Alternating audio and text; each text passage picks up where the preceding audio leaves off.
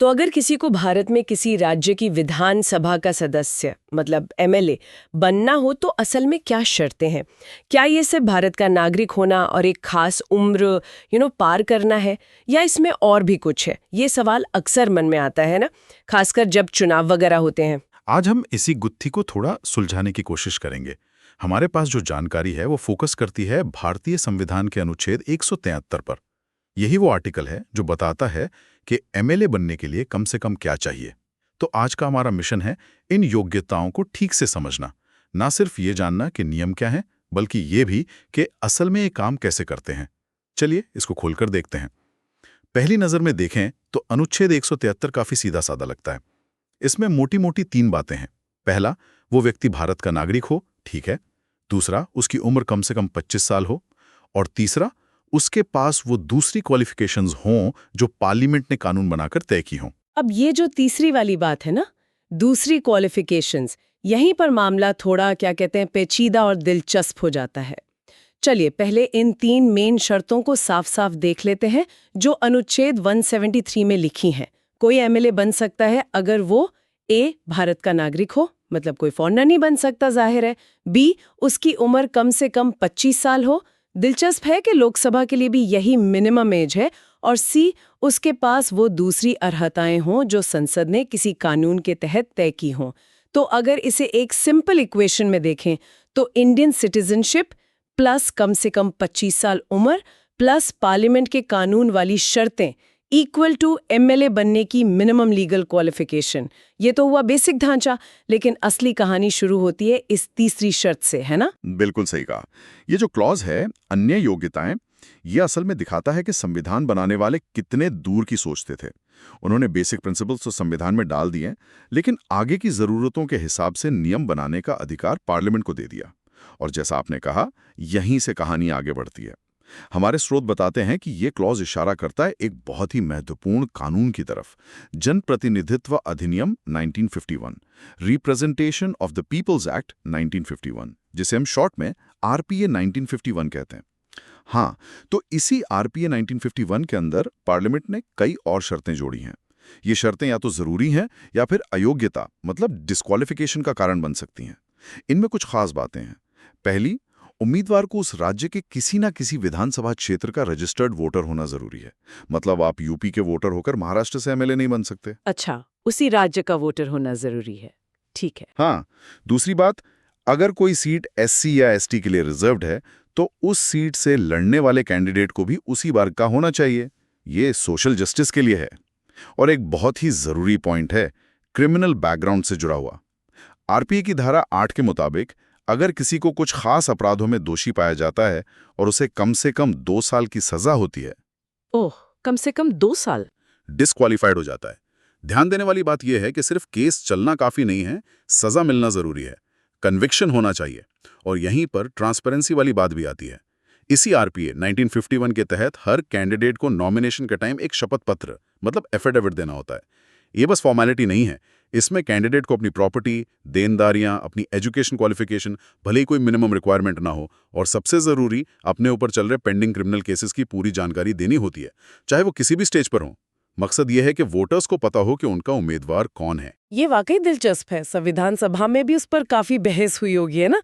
स्रोत में डॉक्टर बाबा साहब अम्बेडकर का एक कोट भी है। उन्होंने कहा था कि विधानसभा में परिपक्व और जिम्मेदार लोग आने चाहिए। शायद इसी परिपक्वता के लिए 25 साल की मिनिमम एज रखी होगी कि भाई थोड़ा तजुर्बा हो जिंदगी का। और नागरिकता वाली शर्त तो खैर किसी भी देश के लिए नेचुरल है। इससे नेशनल लॉयल्टी और स्टेबिलिटी बनी रहती है। मुझे ऐसा लग रहा है कि अनुच्छेद 173 को जानबूझकर सिंपल रखा गया, लेकिन उसकी नींव मजबूत है। बेसिक चीजें संविधान में और बाकी बदलती जरूरतों के हिसाब से नियम बनाने का हक पार्लियामेंट को।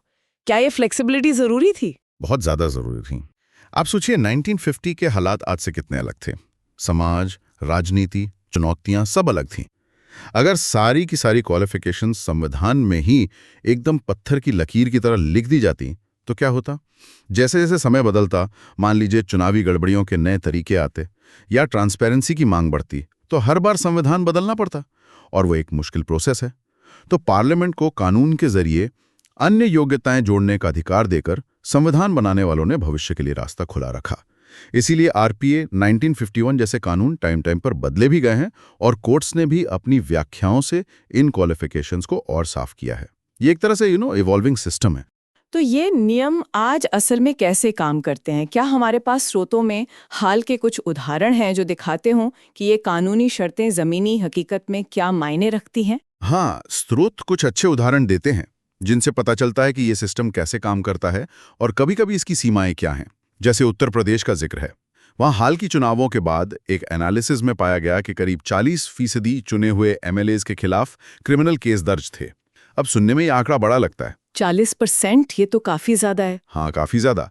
लेकिन देखिए, कानूनी नजरिए से जब तक किसी को दोषी ठहराकर आरपीए की धारा 8 वाली सजा नहीं हो जाती, तब तक पेंडिंग केस उसे चुनाव लड़ने से रोकते नहीं हैं। तो ये आंकड़ा एक अजीब सी सिचुएशन दिखाता है। एक तरफ है कानूनी योग्यता और दूसरी तरफ शायद जनता की उम्मीद कि उनका प्रतिनिधि बेदाग हो। हमारा लीगल सिस्टम तो दोषी साबित होने तक निर्दोष मानता है, लेकिन जब पब्लिक रिप्रेजेंटेशन की बात आती है तो सवाल उठता है कि क्या सिर्फ कानूनी योग्यता काफी है? ये तो एक पहलू हुआ। क्या कोई और उदाहरण भी है? दूसरी तरफ महाराष्ट्र का उदाहरण है। वहां के एनालिसिस में पता चला कि लगभग 90% एमएलएज कम से कम ग्रेजुएट थे। अब ध्यान दीजिए, एमएलए बनने के लिए संविधान या आरपीए में कोई मिनिमम एजुकेशनल क्वालिफिकेशन नहीं है, तो ये आंकड़ा कानून की जरूरत नहीं दिखाता। ये शायद समाज में एजुकेशन का बढ़ता महत्व दिखाता है, या कैंडिडेट्स की बदलती प्रोफाइल, या फिर वोटर्स की पसंद। ये एक ट्रेंड है, लीगल जरूरत नहीं। आरपीआई 1951 की कुछ और धाराएं भी हैं जो डिस्क्वालिफिकेशन का कारण बन सकती है। उनका जिक्र भी जरूरी है। धारा 8 तो हमने देखी, जो क्रिमिनल कन्विक्शन से जुड़ी है। कुछ बहुत गंभीर अपराध जैसे हत्या, रेप या करप्शन एक्ट के तहत सजा होने पर डिस्क्वालिफिकेशन और भी लंबी हो सकती है, कुछ मामलों में तो लाइफ टाइम भी। ऐसे ही आरपीआई की धारा 9 है लाभ के पद, यानी ऑफिस ऑफ प्रॉफिट या सरकारी कॉन्ट्रैक्ट से संबंधित। अगर कोई व्यक्ति सरकार से फायदे का कोई पद रखता है या उसके पास जरूरी चीजों की सप्लाई का सरकारी ठेका है, तो वो भी चुनाव लड़ने के लिए डिस्क्वालिफाइड हो सकता है।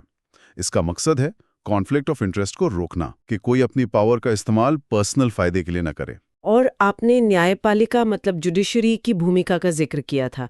क्या सुप्रीम कोर्ट के हाल के फैसलों ने इन नियमों पर कोई असर डाला है? बिल्कुल। सुप्रीम कोर्ट ने पिछले कुछ सालों में इन क्वालिफिकेशंस और ट्रांसपेरेंसी के नियमों को काफी मजबूती दी है। स्रोत में 2023 के एक फैसले का जिक्र है जिसमें कोर्ट ने एफिडेविट की अहमियत पर बहुत जोर दिया। कोर्ट ने साफ कहा कि यह सिर्फ एक फॉर्मेलिटी नहीं है। अगर कोई कैंडिडेट जानबूझकर इसमें गलत जानकारी देता है, खासकर अपनी प्रॉपर्टी या क्रिमिनल बैकग्राउंड के बारे में, तो ये वोटर के जानने के अधिकार का उल्लंघन है। इससे चुनावी गड़बड़ी मानकर उसकी उम्मीदवारी रद्द हो सकती है या जीतने के बाद भी उसे डिस्क्वालिफाइड किया जा सकता है। और एक लैंडमार्क जजमेंट था जिसका जिक्र करना बहुत जरूरी है, lily Thomas versus union of India 2013। इस फैसले से पहले एक अजीब सी स्थिति थी।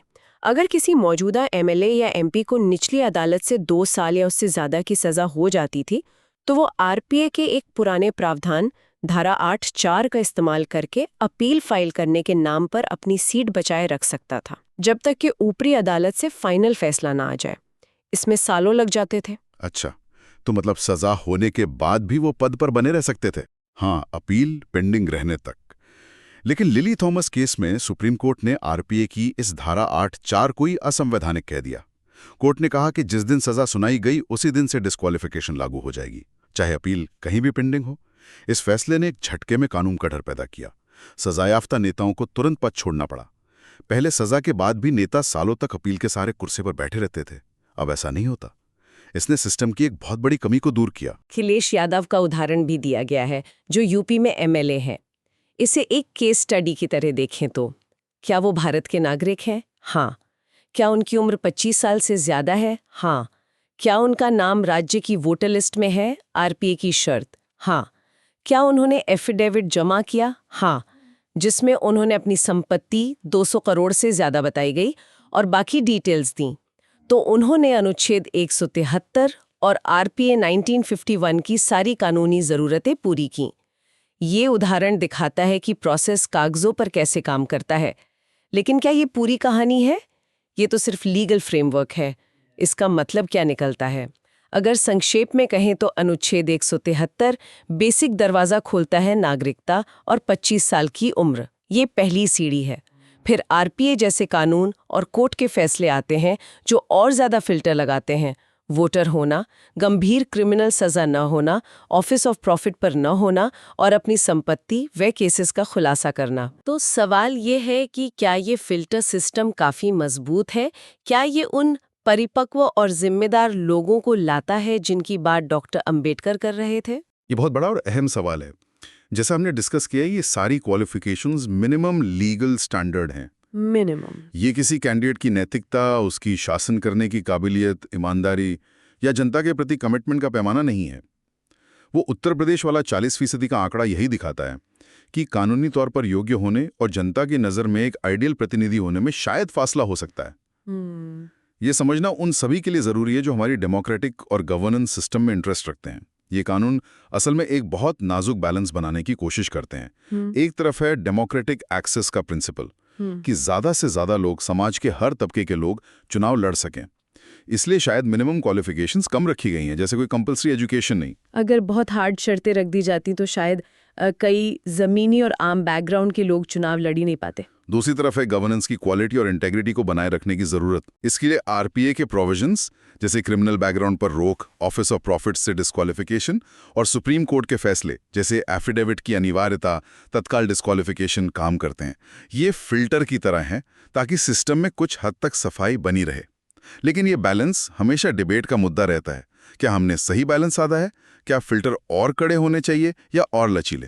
हाँ, ये वाकई सोचने वाली बात है कि ये संतुलन कितना सही है। तो आज की इस पूरी चर्चा का सार क्या निकलता है? एमएलए बनने के लिए अनुच्छेद 173 के तहत 2 बेसिक शर्तें हैं: भारत का नागरिक होना और कम से कम 25 साल की उम्र। इसके बाद आता है जनप्रतिनिधित्व अधिनियम 1951 यानी आरपीए 1951, जो कई और शर्तें जोड़ता है, जैसे उसी राज्य का वोटर होना, गंभीर क्रिमिनल केस में सजायाफ्ता ना होना, ऑफिस ऑफ प्रॉफिट पर ना होना और अपनी संपत्ति व पेंडिंग केसेस का एफिडेविट में खुलासा करना। और सुप्रीम कोर्ट के फैसलों ने इन नियमों को और प्रभावी बनाया है। क्या एमएलए बनने के लिए कोई मिनिमम एजुकेशनल क्वालिफिकेशन कंपलसरी होनी चाहिए? इस सवाल का कोई आसान जवाब नहीं है। एक तरफ लोग कहते हैं कि भाई आज का जमाना कॉम्प्लेक्स है, कानून बनाने और पॉलिसी समझने के लिए एजुकेशन जरूरी है, इससे गवर्नेंस की क्वालिटी सुधरेगी। दूसरी तरफ ये चिंता भी है कि ऐसा करने से भारत जैसे डाइवर्स देश में, जहां आज भी एजुकेशन की पहुंच सब तक बराबर नहीं है, कई काबिल और अनुभवी जमीनी नेता शायद चुनाव प्रक्रिया से बाहर हो जाएं।